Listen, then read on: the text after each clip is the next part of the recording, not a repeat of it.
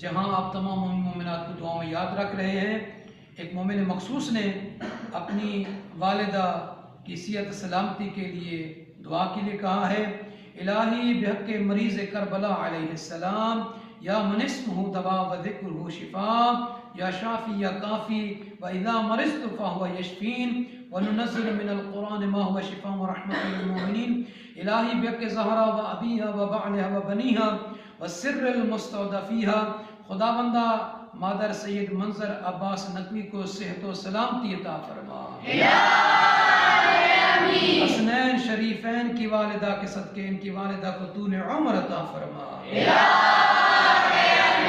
ان کی محبت اور شفقت کے سائے کو ان کی اولاد کے سر پر ہمیشہ قائم اور دائم فرما،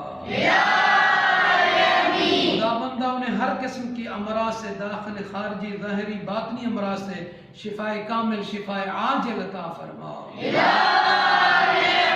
خدا بندہ ان کے گھر میں جتنے بھی افراد ہیں ہر قسم کی پریشانی دکھ تکالیف سے محفوظ فرما،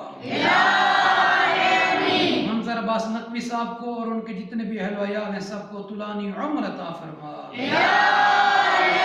ان کی والدہ کو طولانی عمر عطا فرما،